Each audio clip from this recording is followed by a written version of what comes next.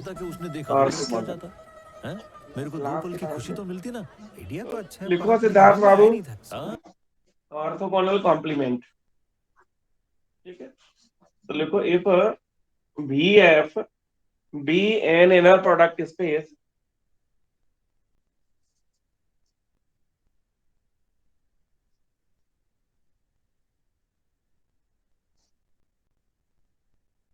यदि सर ये वी लिखा क्या एफ है? कोई आंतर है, ऑर्थोगोनल, ऑर्थोगोनल क्या लिखा है ये? Orthogonal complement.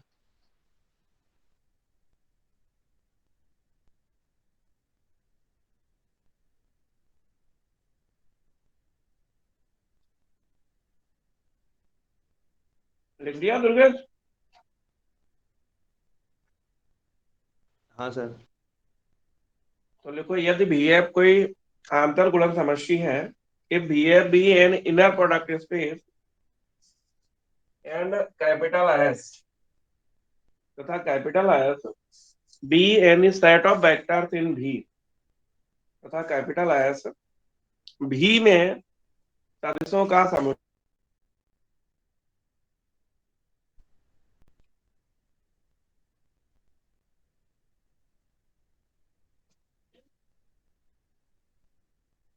Capital S be the set of vectors in V, then orthogonal complement of S, तब एस का लांबिक पूरक एस ऑर्थोगोनल, एस के ऊपर ये ऑर्थोगोनल का साइन लगा देते हैं, तब एस का लांबिक पूरक एस ऑर्थोगोनल, एस ऑर्थोगोनल से प्रदर्शित करते हैं।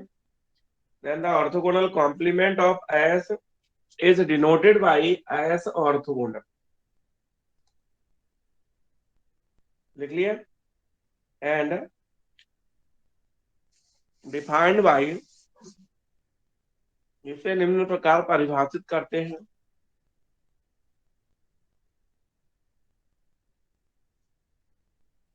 तो बताओ दुर्गेश, एस ऑर्थोगोनल में कौन से एलिमेंट आएंगे? भी के वो एलिमेंट आएंगे जो भी के हर एलिमेंट पर ऑर्थोगोनल है। तो इसमें ऐसे लिखते हैं, देखो, अल्फा बार बिलोंग्स टू भी या अल्फा बिलोंग्स टू भी, बार तो लगाते ही वेक्टर में, तो alpha belongs to V such that inner product alpha beta equal to 0 for all beta bar belongs to V. तो देखो, अगर बीटा एस का एलिमेंट है तो वो सभी भी के एलिमेंट जो एस के लंबवत हैं उसको हम लोग कहते हैं ऑर्थोगोनल कॉम्प्लीमेंट।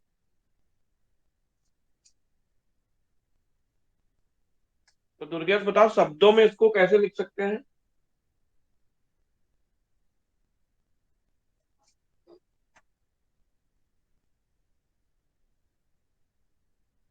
बोलो दुर्गेश।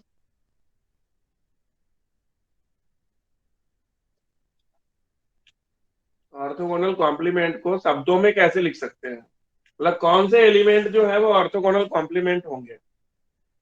सर ये एक बार स्टार्टिंग से डेफिनेशन रिपीट कर दीजिए, मेरे काफी सारे छूट गई।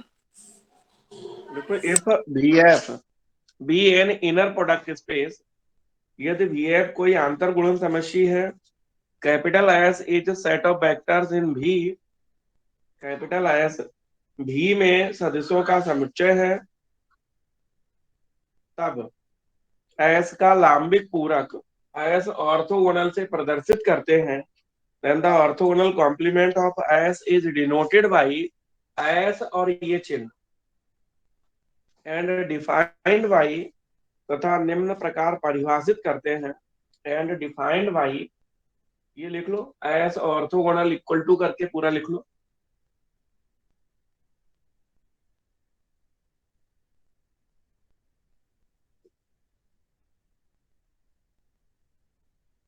तो आयुषी बताओ, एस ऑर्थोगोनल में कौन से एलिमेंट होते हैं?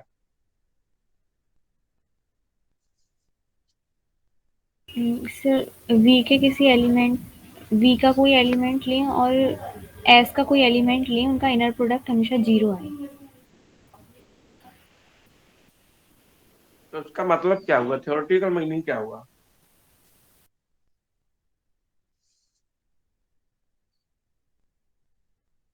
थ्योरेटिकल मीनिंग क्या हुआ इसका कि सेट ऑफ दोज, लिखो नीचे, that is set of those elements in V, अर्थात भी के उन सभी अवयवों का समुच्चय, set of all those elements in V which are orthogonal to every vector in S, अर्थात भी के उन सभी अवयवों का समुच्चय जो एस के प्रत्येक अवयव पर लंबवत हैं। Set of those element of V which are orthogonal to every element in S.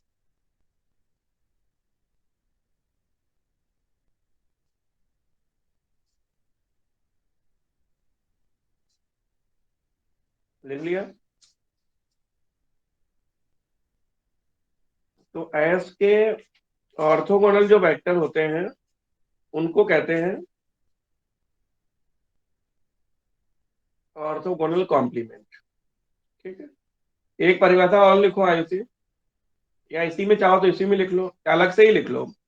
Orthogonal sets, orthogonal sets Hindi में लांबिक समूह, ऑर्थोगोनल सेट्स। तो मान लो कोई सेट एस है, तो वो ऑर्थोगोनल कब होगा? जब एस का हर दो मतलब कोई भी दो एलिमेंट जो है लंबवत हो। तो लिखो let V F be an inner product space, माना वी एफ कोई आंतर गुणन समष्टि है,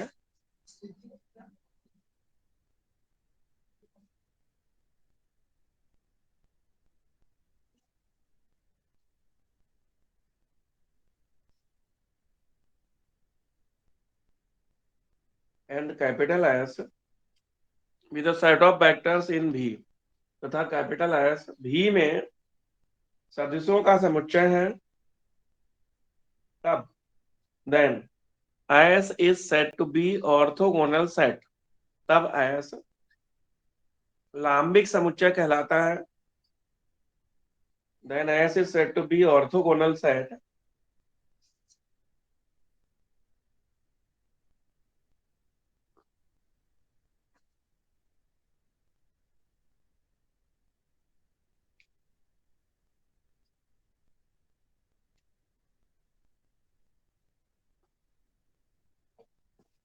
तब एस लांबिक समुच्चय कहलाता है if every two distinct element in capital S, यदि एस में प्रत्येक दो भिन्न भिन्न अवयव, if every two distinct element in capital S are orthogonal, यदि एस में प्रत्येक दो भिन्न भिन्न अवयव लंबवत हैं।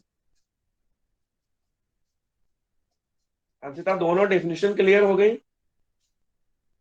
हाँ सर, हो गई। पैरा चेंज करके एक लाइन और लिखो अंशिता, लिखो if S is orthogonal set in V, यदि एस भी में लांबिक समुच्चय है, if S is orthogonal set in V, यदि एस भी में लांबिक समुच्चय है, and forms a basis of V F, यदि एस भी में लांबिक समुच्चय है तथा वी एफ का आधार निर्मित करता है, and forms a basis of V, तथा भी का आधार निर्मित करता है,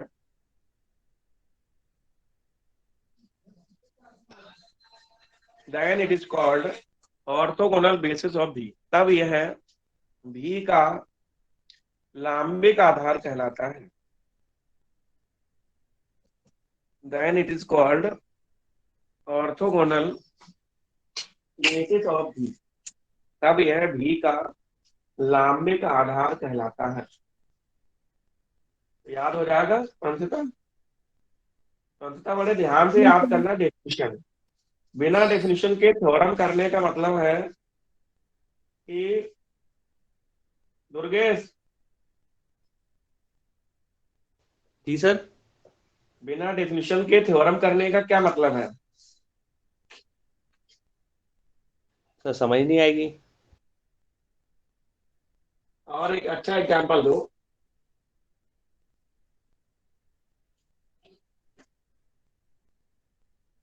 हम्म,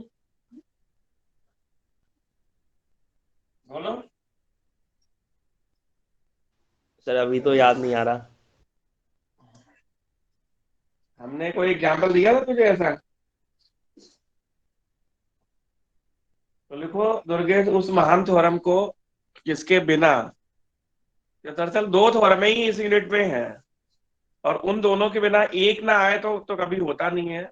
कौन कौन सी दो थ्योरम है दुर्गेश बाबू? सर कॉसी श्वार्ट्ज इनइक्वलिटी और ये बेसल इनइक्वलिटी। बिल्कुल। तो कॉसी श्वार्ट्ज तो तुम लोग पढ़ चुके हैं सुंदर तरीके से। अब बेसल इनइक्वलिटी पढ़ो, और ये बेटा याद कर लेना, दोनों इनमें से एक चीज 6 नंबर की जरूर आएगी। तो ऐसा कभी नहीं कहते ना, नहीं, नहीं, नहीं ये हो नहीं सकता कि इन दोनों में से एक ना आए, है ना। तो इन दोनों में से एक ना आए ऐसा हो नहीं सकता है। तो तुम्हें समझ में नहीं आया ऐसा मैं होने नहीं दूंगा। तो लिखो state and prove Bessel's inequality. तो बेसल समीकरण, state and prove Bessel's inequality. तो बेसल समीकरण लिखो और सिद्ध करो। अंततः बड़ी थ्योरम है लेकिन महान है। ठीक है, लिख लिया अंततः? हाँ सर, लिख लिया। तो इसमें कुछ बार ऐसे भी आती है अंततः, कई बार तो ऐसे आता है कि state and prove Bessel's inequality. कुछ बार ऐसे आती है ये कि परिमित विमीय सदिश समस्याओं के लिए बेसल समीकरण लिखो और सिद्ध करो। तो चाहो तो पूरा लिख लो अंशिता।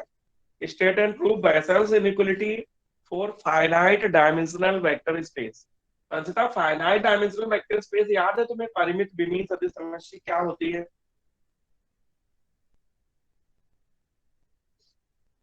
परिमित विमीय क्लास में किसी को याद है फाइनाइट डायमेंशनल?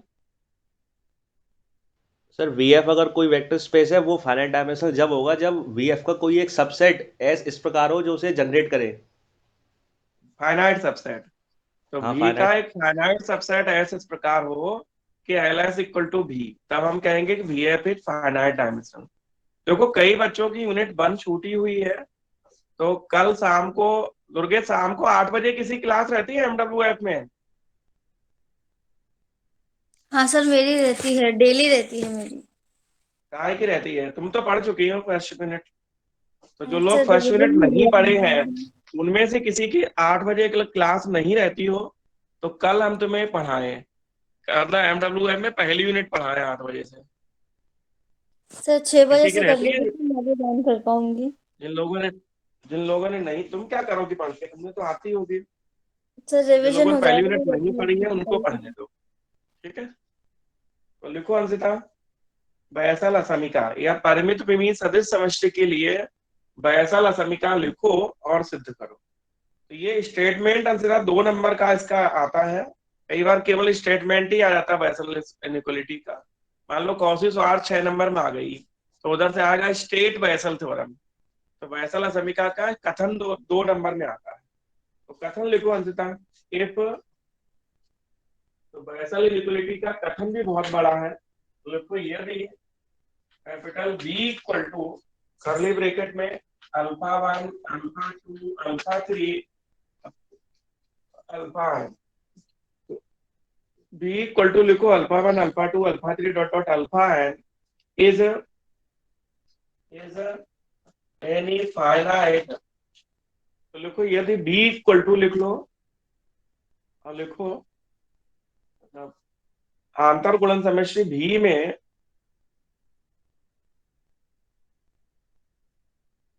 सदिशों का परिमित लांबिक समुच्चय है, is any finite orthogonal, orthogonal नहीं, ऑर्थोगोनल नहीं है। अरे एक चीज लिखाने को और रह गई अंशिता। अंशिता हमने ऑर्थो नॉर्मल अभी नहीं लिखा है ना तुम्हें? नहीं सर, नहीं लिखाया। बेटा कहीं लिख लो पहले ऑर्थो नॉर्मल क्या होता है, फिर इसका स्टेटमेंट लिखते हैं, कि ऑर्थो नॉर्मल लिखाना भूल गए। तो ऑर्थो हाँ नॉर्मल अंशिता क्या होता है कि जो सेट ऑर्थोगोनल भी हो और उसका जो वेक्टर है उनकी नॉर्म 1 हो जाए। तो कहीं रफ में या दो पन्ने छोड़ के या कहीं ऊपर पेज में जगह रहती है, वहां लिख लो। लिखो if capital S be the set of vectors in an inner product space भी। सब लोग ध्यान से एक डिफिनेशन और लिख लो कहीं पे, फिर इस थ्योरम को पढ़ पाएंगे, क्योंकि तुम्हें ऑर्थो नॉर्मल नहीं पता है। तो लिखो यदि, हिंदी में प्रसामान्य लांबिक कहते हैं, तो यदि एस आंतर गुणन समष्टि में, आंतर गुणन समष्टि भी में सो का समुच्चय है, if capital S be set of vectors in an inner product space V. यदि कैपिटल एस आंतर गुणन समष्टि भी में सदिशों का समुच्चय है, तब then S is said to be orthonormal. तब एस सामान्य लांबिक समुच्चय कहलाता है।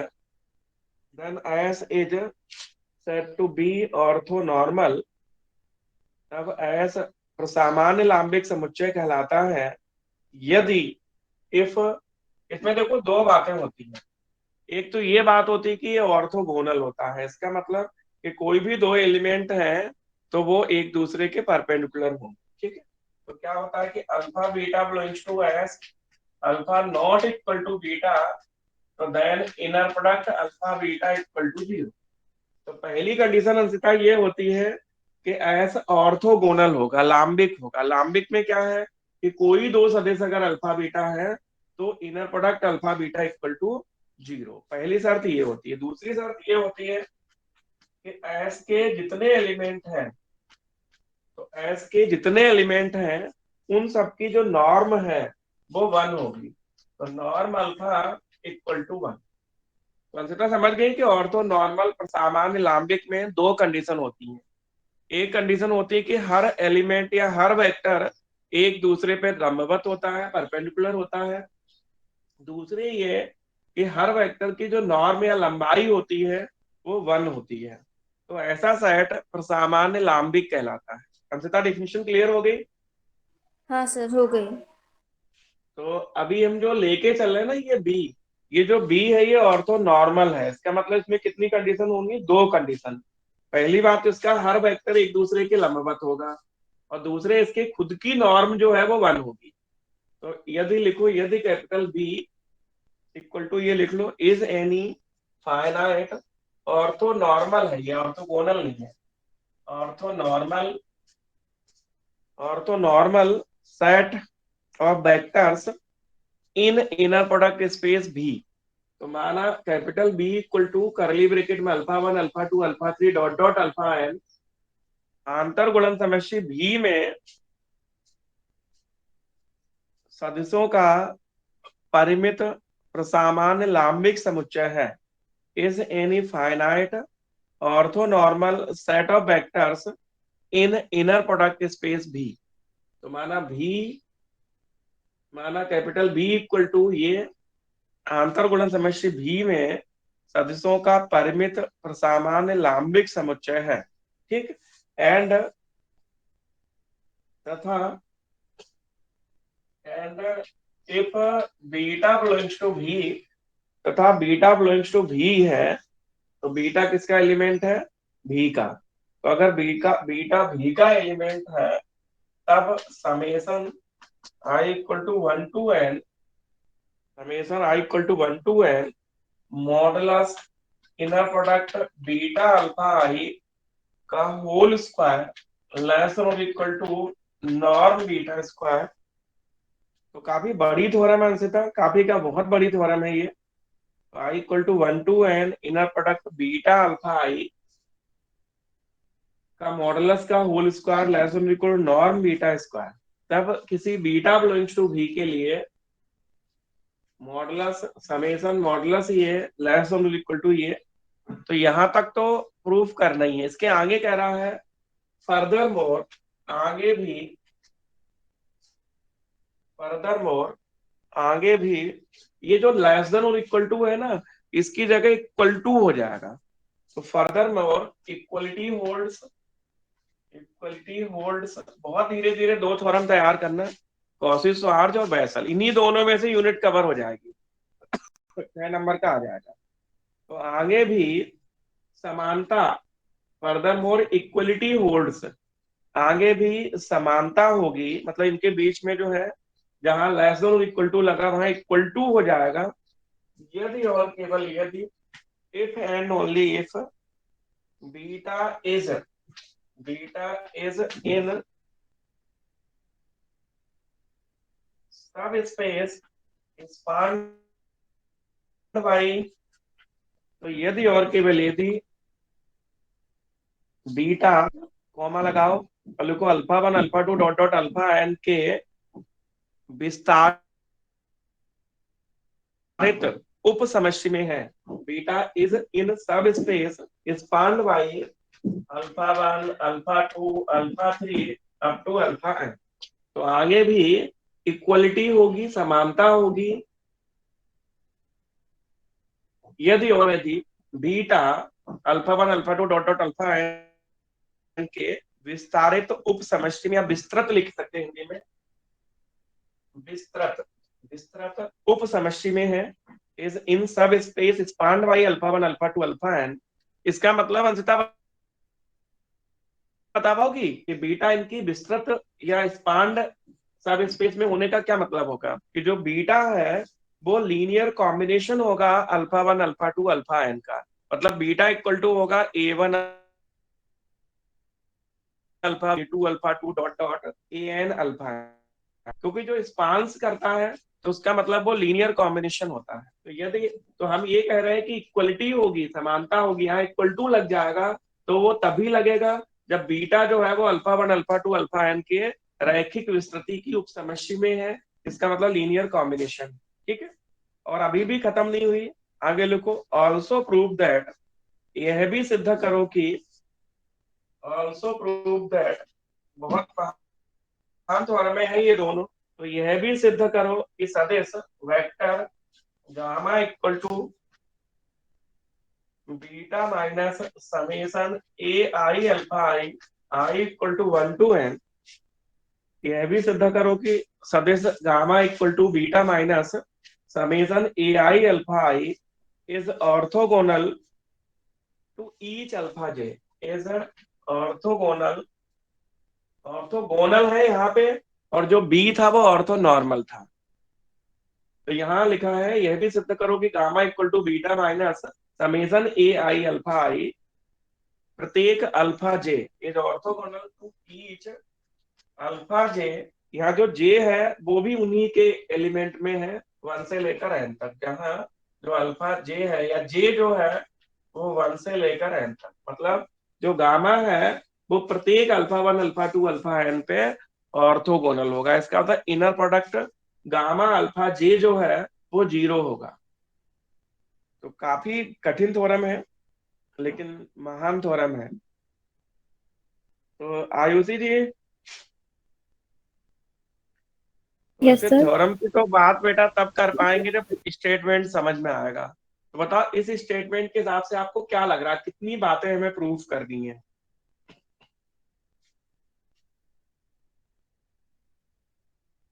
आयुषी, कितनी बातें प्रूफ करनी है इस स्टेटमेंट के हिसाब से, बता पाओगे?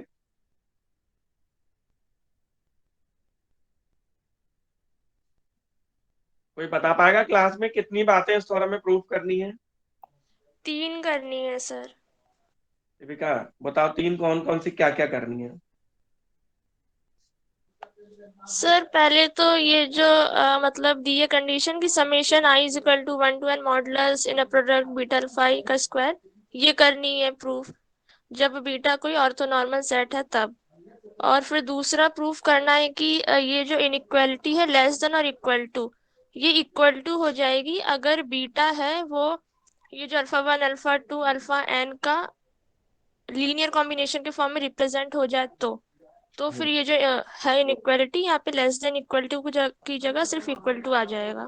वेरी गुड और सर। सर तीसरी बात प्रूफ करनी है कि, हाँ तीसरी बात करनी है सर कि ये जो वेक्टर गामा है ये अल्फा जे कोई वेक्टर होगा उसके साथ ऑर्थोगोनल होगा, मतलब inner product gamma alpha j is equal to 0 होगा, ये करना है गामा प्रूफ। एवरी मतलब एवरी ईच लिखा ना, to each, gamma equal to ये प्रत्येक अल्फा जे, जहां जे मतलब इनमें से प्रत्येक के साथ लंबवत है, मतलब gamma inner product gamma alpha 1, gamma alpha 2, gamma alpha 3 सब कुछ 0 होगा, मतलब गामा जो है वो बी के प्रत्येक एलिमेंट पे लंबवत है, ये मतलब।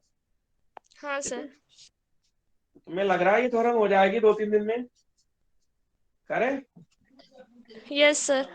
सबसे पहले तो अपन यही मान लेते हैं कि जो बी है, यहाँ इफ की जगह लेट करते हैं, और ये मान लेते हैं कि जो बी है ये अंतर्गुणन समष्टि भी में परिमित सदिशों का परिमित का समुच्चय है। तो इसमें दो चीजें ध्यान रखनी इस सेट में, एक तो इनके हर दो वेक्टर लांबिक होंगे, अल्फा 1 अल्फा 2, और दूसरे इन सबकी नॉर्म जो है वो 1 होगी। ऑर्थो नॉर्मल की परिभाषा अच्छे से क्लियर कर लो कि कोई सेट अगर ऑर्थो नॉर्मल है तो सामान्य लांबिक समुच्चय है, तो उनमें हर दो सदिशों का इनर प्रोडक्ट 0 होगा, और हर सदिश की जो लंबाई है नॉर्म है वो 1 होगी। ठीक है, चलो अंततः वो सिविका प्रूफ डालो और पहली लाइन लिखो, माना करके जो थ्योरम की पहली लाइन है उसको छाप लो।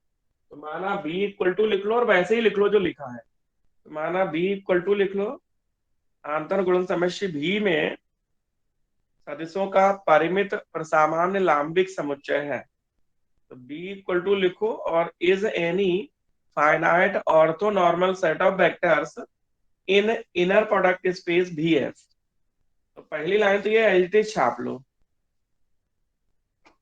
ठीक, अब हम ये दिखाने वाले हैं कि समेसन मॉडुलस बीटा अल्फा आई का स्क्वायर जो है वो लेस देन और equal to norm beta square. ठीक है, तो सबसे पहले तो ये मान लो कि बी जो है ये प्रसामान लांबिक आधार है।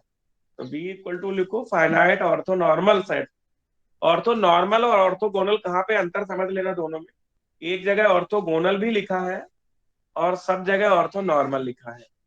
तो कहाँ पे हम प्रसामान्य लांबिक बोलते हैं और कहाँ पे केवल लांबिक बोलते हैं, इनमें ध्यान रखना। ठीक है, तो पहली लाइन हमने लिखी है कि बी जो है वो ईएफ में सदस्यों का परिमित सामान्य लांबिक आधार है, और ये भी लिख लो कि and beta belongs to V, तथा बीटा भी में अवयव है, and beta belongs to V. तो अब सेविका याद हो तो एक वेक्टर कंसीडर करेंगे, तो लिखो let us consider a vector. अब माना एक सदिश गामा इक्वल टू, एक वेक्टर आपको याद रखना है, ये मान लिया beta minus summation i equal to 1 to n inner product beta alpha i और अल्फा आई। यहाँ पे देखो आई हो जे हो कुछ भी हो, सबकी वैल्यू 1 से शुरू होके एन तक जाए। तो यहाँ हम आई भी लिख सकते हैं और जे भी लिख सकते हैं। तो आई लिखना है तो आई 1 से एन होगा, जे लिखना है तो जे 1 से एन होगा। तो लिखो let us consider a vector gamma equal to beta minus summation inner product beta alpha i alpha i. ठीक है, अब सिविका हर थ्योरम की जगह हम लोग नॉर्म गामा स्क्वायर निकालते हैं। ठीक है, तो now sir. Norm gamma square equal to inner product gamma gamma. अच्छा, पूरी यूनिट बिल्कुल एक जैसी है ऐसा लगा सिविका तुम्हें? यस सर, बस ये नॉर्म और ये इनर प्रोडक्ट इन सब की डेफिनेशंस क्लियर होनी चाहिए, बाकी तो एक ही बिल्कुल, और जैसा ये है। ध्यान रखना चाहिए, ये ध्यान रखना चाहिए कि पहले से निकलेगा तो गंजा निकलेगा। जैसे यहाँ मान लो हमने लिखा ए अल्फा और बीटा, इसमें जो ए निकलेगा वो गंजा निकलेगा, और जब दूसरे से निकलेगा ऐसे अल्फा और बी बीटा, तो दूसरे से जब निकलेगा तो बार लगा के निकलेगा। तो समझ में आ गया? तो जो पहले से निकलेगा तो गंजा निकलेगा, दूसरे से निकलेगा तो बार लगा के। ये चीज पूरी यूनिट में आपको बहुत जगह काम आती है।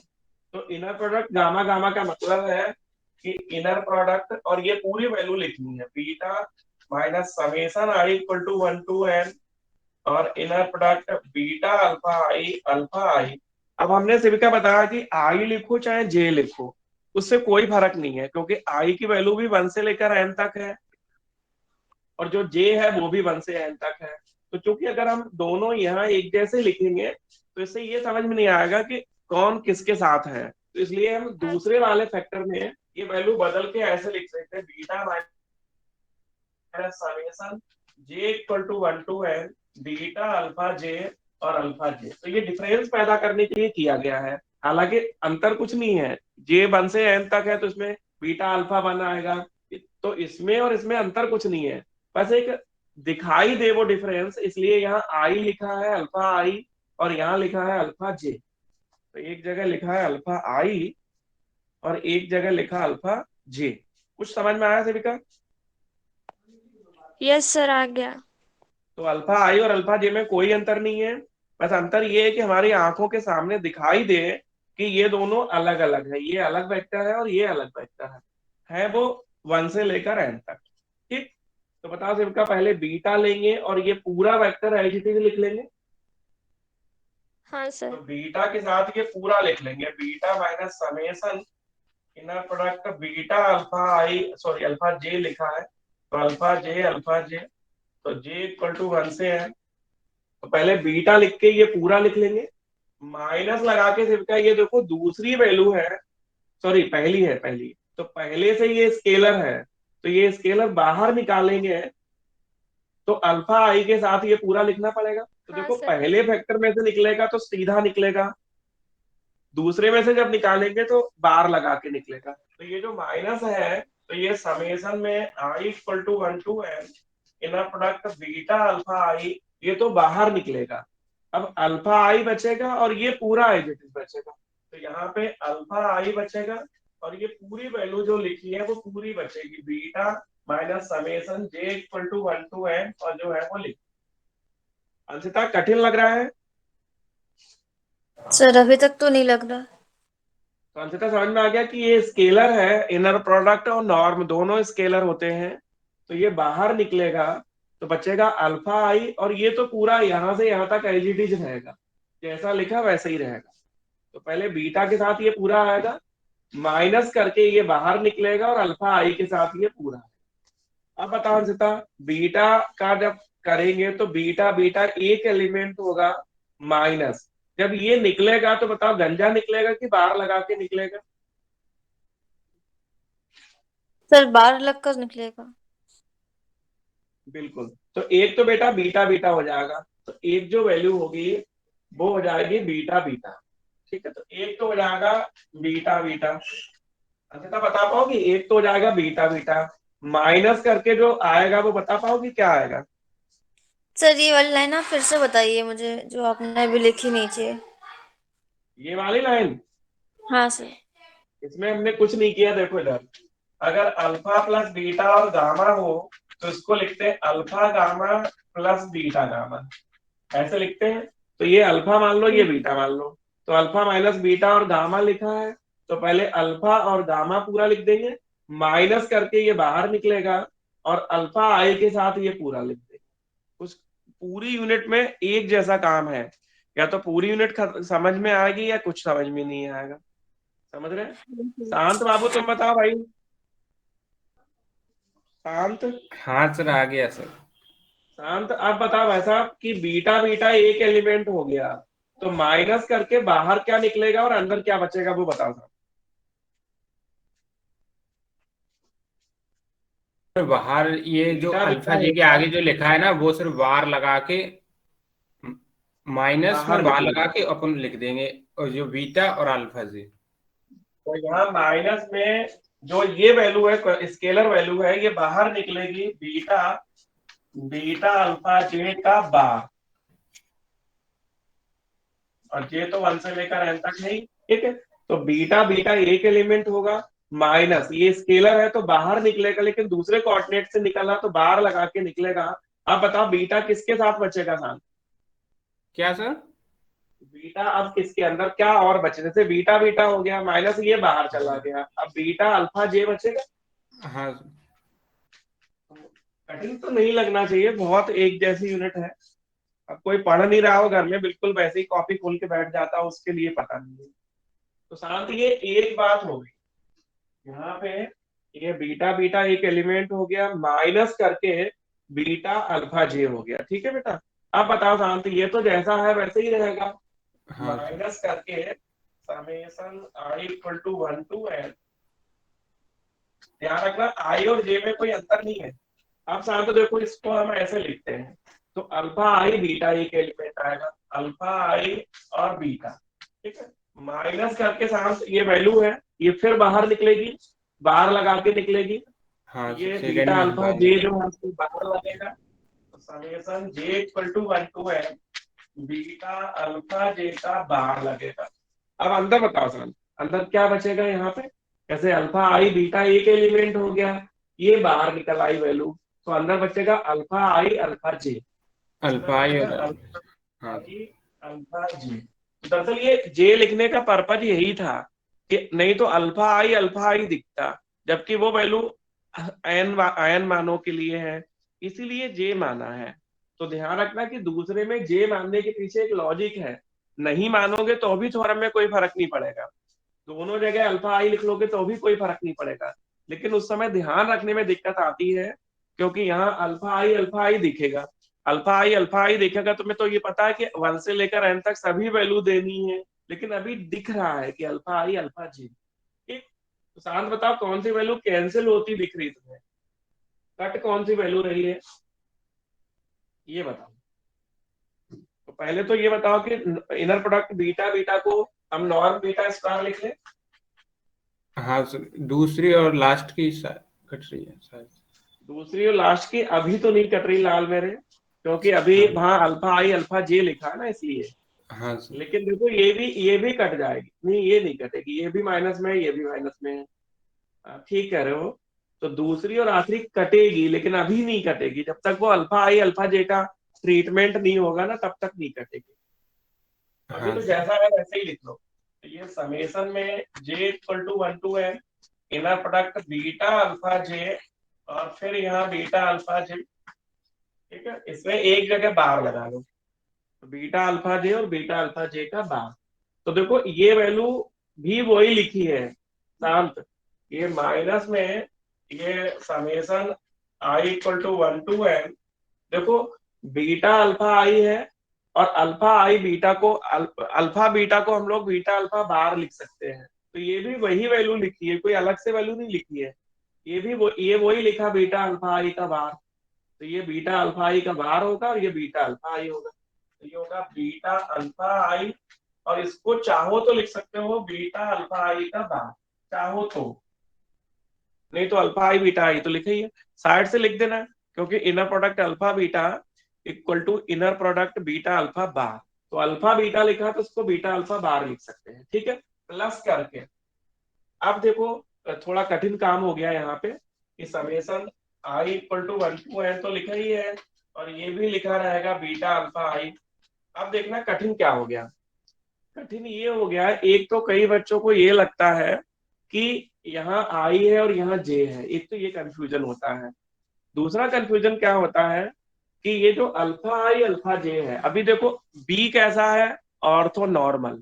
ऑर्थो नॉर्मल की दो कंडीशन होती है, कि अगर अल्फा आई अल्फा जे अलग अलग है तो उसकी वैल्यू 0 होगी, लेकिन अगर आई इक्वल टू जे है तो नॉर्म अल्फा आई बचेगा और वो 1 हो जाएगा।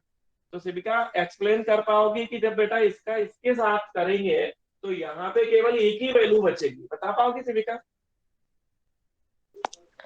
हाँ सर, तो फिर सर यहाँ पे बचेगी summation i is equal to, क्योंकि सर जो ये है summation j is equal to 1 to n inner product beta alpha j bar और inner product alpha i alpha जे, तो ये हम्म यहाँ पे सर सिर्फ inner product beta alpha i bar बचेगा, क्योंकि इनर प्रोडक्ट अल्फा आई और अल्फा जे तो 1 हो जाएगा, क्योंकि आई इज इक्वल टू बिल्कुल। जे है तो इसमें इसलिए। देखो हम यहाँ यहाँ बिकॉज में लिख के बच्चों को दिखा रहे हैं कि inner product alpha i alpha j जो लिखा है, इसकी वैल्यू दो तरह की होती है, अगर 0 होगी अगर i not equal to j, और आई इक्वल टू जे है तो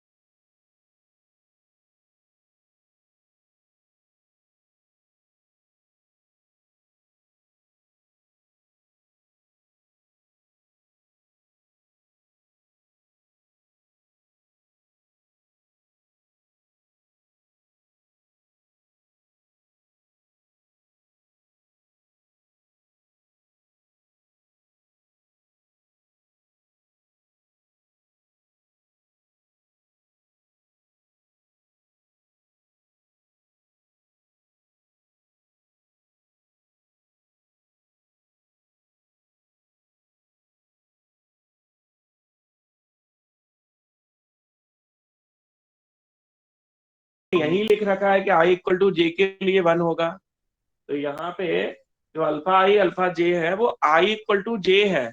तो आई इक्वल टू जे है तो चाहे वहां आई लिखो चाहे जे लिखो, दोनों ही बराबर है। तो एक नजरिए से देखो तो भले ही तुम सही कह रहे हो कि सर यहाँ थर्ड और दिखने फोर्थ में टर्म भी तो सेम है, उससे है। भी तो कट कर सकते हैं, थर्ड और फोर्थ टर्म हाँ भी तो हाँ सेम। बिल्कुल, अगर हाँ वो भी सही है। अगर यहाँ आई इक्वल टू 1 से n यहाँ लिख देंगे तो ये थर्ड और फोर्थ कट जाएगा, और यहाँ जे लिख देंगे तो सेकेंड फोर्थ कट जाएगा। इसमें कोई अंतर ही नहीं है। और अंतर इसलिए नहीं है क्योंकि आई इक्वल टू जे लिखा हुआ है, आई इक्वल टू जे पर वैल्यू 1 होगी, तो ये आंसर आएगा ही तभी जब आई इक्वल टू जे होगा। तो आप सेकेंड थर्ड की जगह थर्ड फोर्थ काट लो, दोनों में से एक काटना है, चाहे सेकेंड फोर्थ काट लो चाहे थर्ड फोर्थ काट लो। तो अगर आई हमने लिखा है तो थर्ड फोर्थ कट जाएगा, अगर जे हमने लिखा है तो सेकेंड फोर्थ कट जाएगा, उससे कोई फर्क ही नहीं पड़ना है। आई इक्वल टू जे है तो बिकॉज में ये लिख देना, inner product alpha i alpha जे 0 होगा अगर i not equal to j, और 1 होगा अगर आई इक्वल टू जे। ठीक है, तो ये हमारा कट जाएगा, हम इसी को काटे दे रहे हैं। कोई भी काट दो तो उससे क्या फर्क पड़ना है। तो अब लेफ्ट हैंड में आयुषी क्या चल रहा था वो बताओ, राइट हैंड में तो ये 2 टर्म बच गए। Norm gamma square, norm of gamma square. Left hand में गामा स्क्वायर चल रहा था, तो लिख लो, तो देयरफॉर लिखो, therefore gamma square equal to, तो जो गामा स्क्वायर इक्वल टू बचा वो लिखो, तो therefore norm gamma square equal to norm beta square minus. अब देखो आयुषी यहाँ चाहे जे लिखे चाहे आई लिखे, उसमें किसी को परहेज नहीं होना चाहिए। I equal to 1 to n beta alpha i और बीटा अल्फा आई का बार। तो जे लिखो चाहे आई लिखो, उससे कोई फर्क नहीं पड़ना है, क्योंकि आई भी 1 से n तक है, जे जो है वो भी 1 से n तक है। आई से तो नॉर्म हमेशा नॉन नेगेटिव होता है, यस सर। तो norm gamma square greater than और इक्वल टू 0 होगा। Yes sir. क्योंकि norm gamma square greater than और इक्वल टू 0 है, तो नॉर्म गामा स्क्वायर अगर ग्रेटर देन और इक्वल टू 0 है तो इसका मतलब ये जो वैल्यू इसकी है वो भी ग्रेटर देन और इक्वल टू 0 होगी। तो इसका मतलब ये हुआ कि यहाँ पे ये जो वैल्यू है इसकी ये भी ग्रेटर देन और इक्वल टू 0 होगी।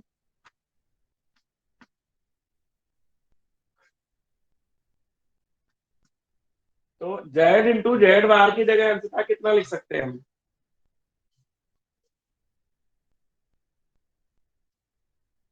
So twice of real part of z.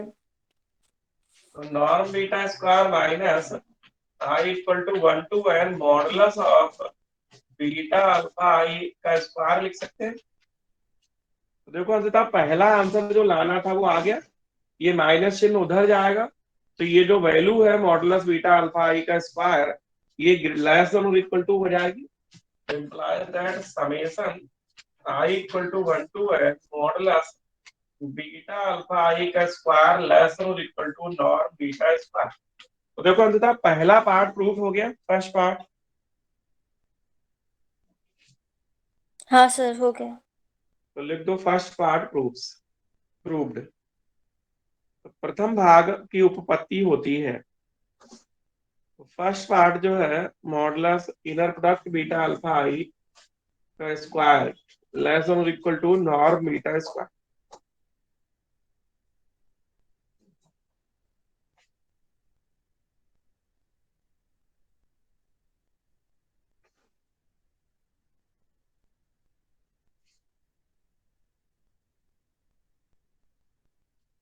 लिख लिया।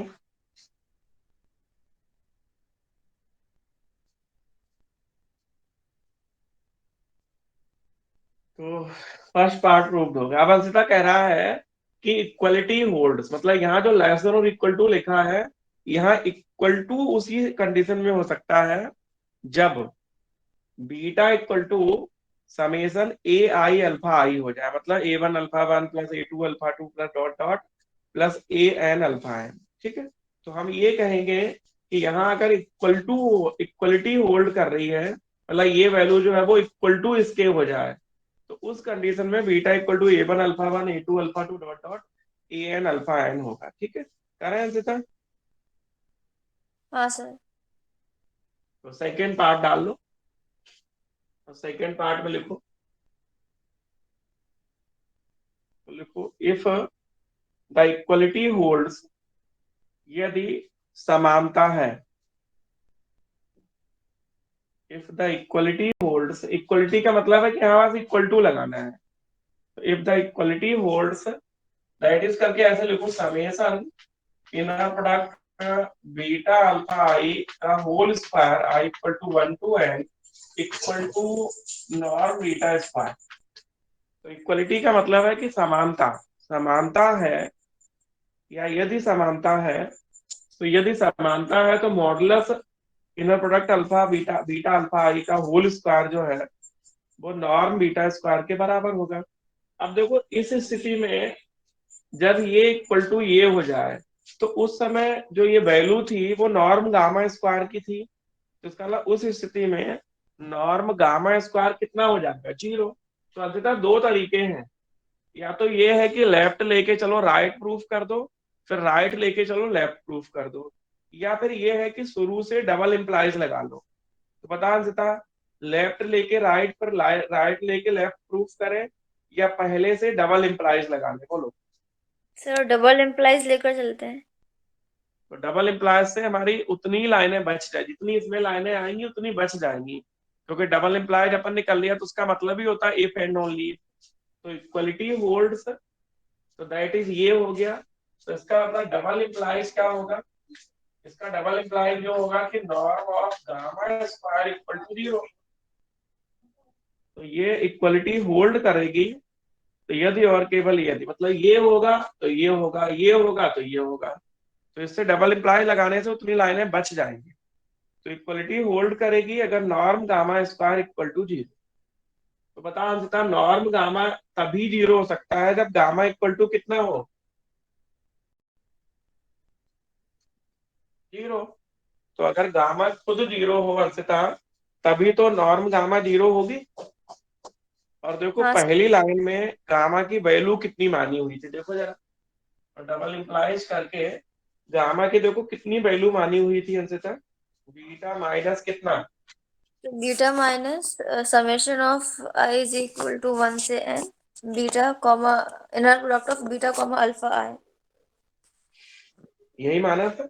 तो इसका इसमें डबल इंप्लाइज करके तो हमारी उतनी 5-6 लाइनें बच जाएंगी यहाँ पे। तो summation beta alpha I I equal to 1 to है।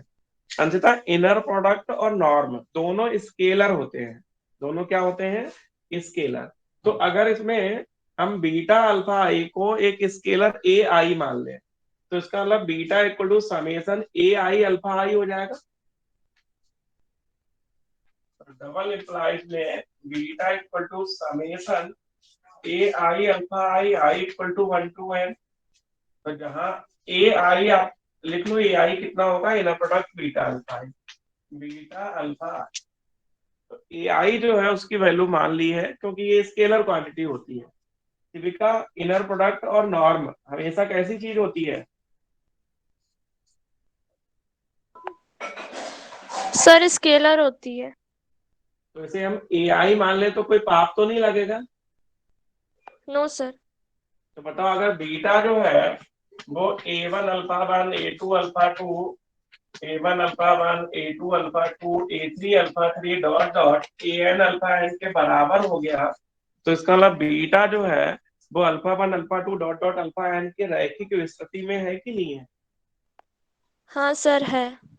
तो लिख दें इसको, तो डबल इंप्लाइज करके यही लिख दें कि बीटा इज इन, वही क्या लिखा था वहां पे, सब स्पेस ऑफ, सब लीनियर। स्पेस, लीनियर स्पान या लीनियर कॉम्बिनेशन लिख दो।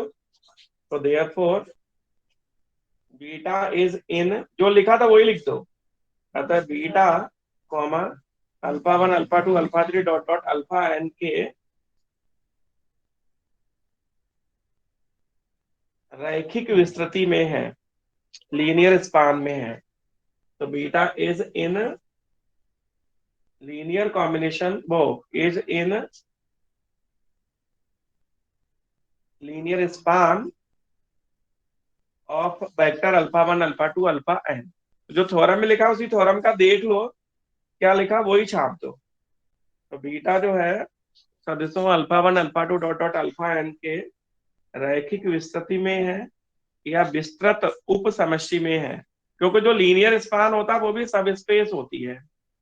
तो subspace span by alpha 1 alpha 2 alpha n लिख लो, या beta is in subspace span by alpha 1 alpha 2 alpha n। Beta सदिशों alpha 1 alpha 2 alpha 3 dot dot alpha n के विस्तृत उप समष्टि में है। तो ये एक बार में अंततः प्रूफ कर दिया। नहीं तो इसे क्या करते हैं हम कि पहले लेके चलते लेफ्ट हैंड साइड और राइट हैंड दिखाते, फिर ठीक उल्टा करते। तो पहले ये लेके चलते कि इक्वलिटी होल्ड कर रही है और ये दिखाते कि बीटा लीनियर स्पान में है, फिर ये मान के चलते कि बीटा लीनियर स्पान में है, तो उल्टी कहानी दोबारा फिर पढ़ते। तो ऐसे दो बार का काम एक बार में कर दिया। ठीक है, तो ये बात सेकेंड पार्ट लिख दो, सेकेंड पार्ट प्रूफ। तो द्वितीय भाग जो है वो भी सिद्ध होता है। आयु से बताओ थर्ड पार्ट में क्या दिखाना है।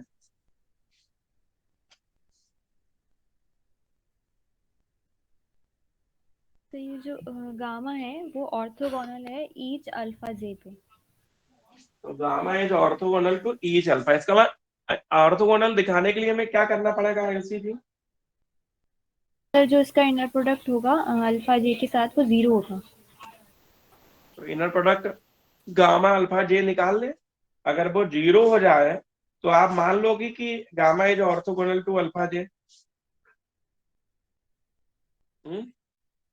यस मान सर। लोगे? तो यस लिखो सर। थर्ड पार्ट लिखो, थर्ड पार्ट लिखो। बहुत महान थ्योरम है ये, कौशिक आर्ट से भी अच्छी लगी होगी तुम्हें, हालांकि आती दोनों में से कोई भी आ सकती है। तो लिखो थर्ड पार्ट लिखो, और लिखो now we shall prove that gamma bar या gamma is orthogonal to each alpha J belongs to B. अब हम सिद्ध करेंगे कि gamma is orthogonal to each alpha J belongs to B. तो अब हम सिद्ध करेंगे कि गामा प्रत्येक alpha J belongs to B पर लांबिक है। तो शिविका जी शुरू हो जाओ। गामा अल्फा जे का इनर प्रोडक्ट गामा अल्फा जे, गामा अल्फा जे का इनर प्रोडक्ट निकालना है शिविका, और 0 बताना है। बताओ कैसे होगा? सर पहले तो गामा की वैल्यू लिख देंगे, बीटा माइनस बताओ। Summation beta minus summation i equal to 1 to n, बोलो। Inner product beta alpha i into alpha i.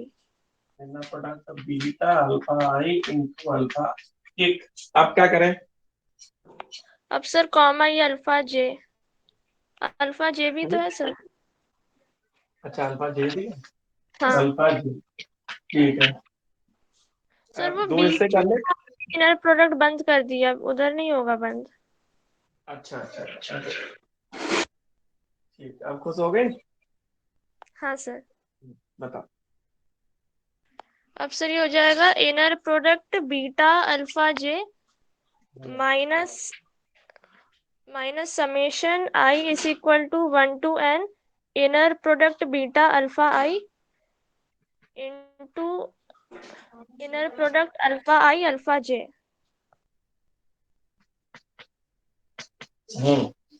अब सर ये इनर प्रोडक्ट अल्फा जे 1 हो जाएगा if I is equal to J. तो यहाँ पे बचेगा इनर प्रोडक्ट बीटा अल्फा जे minus inner product beta alpha जे। तो यहाँ पे एक बात ये है मेन कि ऑर्थो नॉर्मल सेट जो होता है उसमें अल्फा जे का इनर प्रोडक्ट 0 होता है अगर i not equal to j, और जब जे इक्वल टू आई होगा उस समय ये 1 हो जाएगा। तो यहाँ हम लिख देते हैं वही लाइन दोबारा एक बार, हाँ inner product alpha j equal to 0 होगा अगर i not equal to j, और 1 होगा अगर आई इक्वल टू जे। इसका मतलब इनर प्रोडक्ट अल्फा जे जो है इसकी वैल्यू 0 होगी अगर i not equal to J. तो आई नॉट इक्वल टू जे की हर हालत में वो 0 हो जाएगा, और आई इक्वल टू जे की हालत में ये 1 हो जाएगा। तो यहाँ पे कितना लिखते हैं सिविका? यहाँ पे सर लिख दीजिए इनर प्रोडक्ट बीटा अल्फा जे। बीटा। समझ में आ गया था अंशिता कि आई इक्वल टू जे है तो ये वैल्यू 1 होगी, बाकी सब जगह 0 होगी। तो 0 के साथ तो हमें कुछ करना नहीं है, तो जो 1 है उसके साथ हमें आई इक्वल टू जे करना है। तो यहाँ 1 है तो यहाँ आई इक्वल टू जे। अंशिता समझ में आया? हाँ सर, आ गया। तो बता अंशिता, ये 0 हो गया। हाँ सर, हो गया। अंततः अगर किसी का इनर प्रोडक्ट 0 है, जैसे गामा अल्फा जे का इनर प्रोडक्ट 0 है, तो उसका तुम्हारी नजरों में क्या मतलब है? हर किसी की नजर में अलग अलग मतलब होता है ना हर बात का। तो inner product gamma alpha j equal to 0 है, तो उसका तुम्हारी नजरों में क्या मतलब है? ये गामा जो है ऑर्थोगोनल है हर अल्फा वेक्टर के साथ। implies that gamma is orthogonal to each alpha j और जे 1 से लेकर है। ये तो लिखोगे। आता है गामा प्रत्येक अल्फा जे जहां जे ग्रेटर देन और equal to 1 less than equal to n के लिए लंबवत है या लांबिक है। तो gamma is orthogonal to each alpha j जहां जे ग्रेटर देन और इक्वल टू 1 लेस देन और इक्वल टू एन। इतनी सुंदर थ्योरम है, तो उसको जानती हो अंशिता, कैट विंसलेट को? नहीं सर। तो तुम क्या जानती हो यार? टाइटैनिक की हीरोइन। हाँ देखो, दुर्गेश को भी पता है। तुम अंशिता यार बड़ी बड़ी चीजें, अच्छी अच्छी चीजें एक भी नहीं जानती हो। तो कैट विंसलेट जो है अंशिता, एक टाइटैनिक मूवी देखी है तुमने? हाँ सर, देखिए, लेकिन मैं मूवी ज्यादा देखती नहीं हूँ, इंटरेस्ट नहीं, नहीं हम है। तो बिल्कुल ही नहीं देखते हैं, जिंदगी में कभी नहीं देखी मूवी, हम भी नहीं देखते हैं, लेकिन जरूरत की चीजें तो याद रखनी पड़ती है। जैसे बेसल इनइक्वालिटी है, अब इसको तो याद रखना पड़ेगा। हाँ सर, लेकिन ये मूवी कहाँ से हो गई जो। अरे नहीं, उसने उसने तारीफ की थी इसकी। कैट विंसलेट ने कहा कि अगर बेसल और स्वार्ज कोई दो कर ले तो उसको एक ना मिले, ऐसा हो नहीं सकता। कहते हैं नहीं, ये हो नहीं सकता कि इनमें से एक ना आए, और उससे पहले क्या मेरी प्राण जान निकल जाए, क्या है ऐसे कुछ है? क्या है अंशिता बता। तो अंशिता महान थ्योरम तो सब हो गई है। अब एक थ्योरम या एक क्वेश्चन मान लो ग्राम स्मिथ का बचा हुआ है। काफी बड़ा क्वेश्चन होता है ग्राम स्मिथ का। तो ग्राम स्मिथ का प्रोसेस और ग्राम स्मिथ का क्वेश्चन। तो प्रोसेस तो आप याद करना, बताएंगे तुम्हें। अभी एक होमवर्क दे सकते हैं अंशिता तुम्हें। हाँ सर, दे दीजिए। तो देखो, हर कोई हो सकता है इसको ना अच्छे से कर पाए, इसलिए जो बच्चे थोड़े सिंसियर हैं, शुरू से पढ़ रहे हैं, उनको हम एक होमवर्क दे रहे हैं, ठीक है? तो ये होमवर्क वो लोगों के जिम्मे छोड़ रहे हैं जो लोग थोड़े सिंसियर हैं, ठीक है? फिर वो लोग इसको करेंगे और बाकी लोगों को ग्रुप पे डाल के बताएंगे। अभी कोई एग्जिट मत करना क्लास से। तो ये होमवर्क है, लेकिन ये अच्छा है, इसलिए करना सबको है, नहीं करोगे तो हम करेंगे। तो कौन सबसे पहले जो दिखाएगा करके? तो कहते हैं ना कि ये क्वेश्चन छोड़ नहीं सकते, आप करना ही पड़ेगा। तो ये काला काला संसिता गोला अभी हम इसको स्क्रीन पे दिखा रहे हैं तुम्हें। तो स्क्रीन पे ले लेते हैं इसको। तो ये क्वेश्चन हमें करना ही है, चाहे तुम करो चाहे हम करें। तो देखो, आयुषी सक्सेना, कायस्थ खोपड़ी बहुत तेज होती है। आयुषी देखो, ये क्वेश्चन पढ़ो पहले, तुम्हें स्क्रीन पे दिखाई दे रहा है कि नहीं? Yes sir. और फिर इसका प्रूफ तुम्हें अभी कितना समझ में आ रहा है वो एक्सप्लेन कर दो, फिर घर में बैठ प्रूफ करके और ग्रुप पे डाल के, ठीक है? और बाकी लोग भी उससे कर लेंगे। पढ़ो। So two पढ़ो। vectors alpha and beta in a complex inner product space are orthogonal if and only if norm alpha beta plus a alpha plus b beta square equal to norm a alpha square plus norm b beta square for all pairs of scalars a and b. बिल्कुल, अब इसका proof थोड़ा समझने की कोशिश करो। फिर आप करके देखना, घर में पढ़ो, थोड़ा थोड़ा पढ़ो, देखे क्या समझ में आता है। Let the vectors alpha and beta are two elements of a complex inner product space VF. हाँ, सम्मिश्र है ये, सम्मिश्र अंतर्गुणन समष्टि में अल्फा बीटा कोई दो एलिमेंट है, और मान लिया कि अल्फा बीटा, पहले मान के चलेंगे कि अल्फा बीटा लांबिक है, और ये प्रूफ कर देंगे नॉर्म ए अल्फा प्लस बी बीटा का होल स्क्वायर। फिर उल्टा करेंगे, तो पहले लेफ्ट टू राइट करते हैं, बताओ। The norm A अब alpha मान लेते हैं कि अल्फा बीटा ऑर्थोगोनल है, तो inner product alpha beta equal to 0। 0. अब देखो बहुत सरल है, तो इसका मतलब है कि norm of a alpha plus b beta का मतलब होगा inner product a alpha plus b beta comma a alpha plus b beta, यही तो होगा। Sir. तो ये तो बहुत सरल होता है अंशिता, आयुषी, कि ए अल्फा और पूरा सेकंड लिख दो प्लस बी बीटा पूरा सेकंड लिख दो। तो Yes, Anshita sir. First part में तो कोई दिक्कत है नहीं, बहुत सरल है। सेकंड पार्ट कन्वर्सली वाला पढ़ के देखो।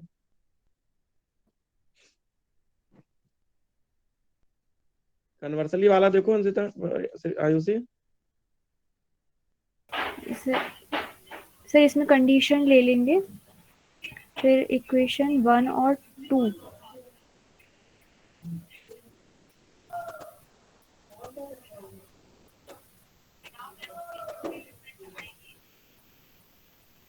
चलो तुम पढ़ के देखो आयुषी, खूब पढ़ के देखो, और फिर Yes, से sir. अगर समझ में आए तो ग्रुप पे डाल देना, नहीं समझ में आया तो अगले टर्म पे तो हम करा ही देंगे, ठीक है।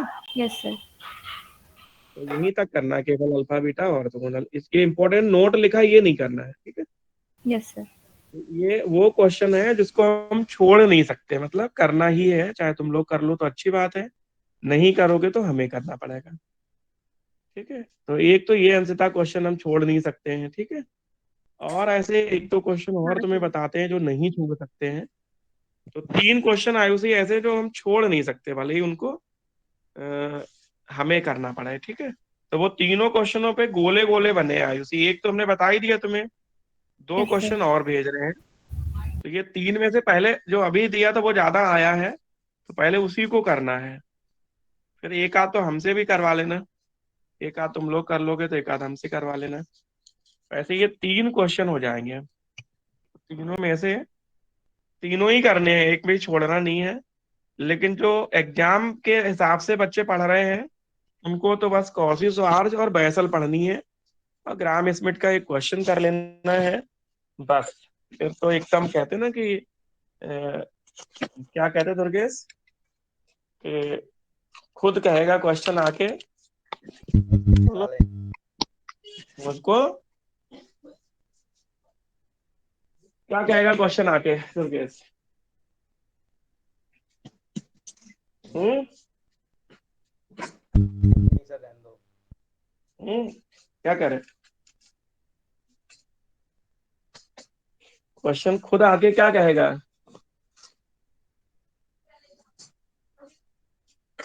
नहीं बताओगे।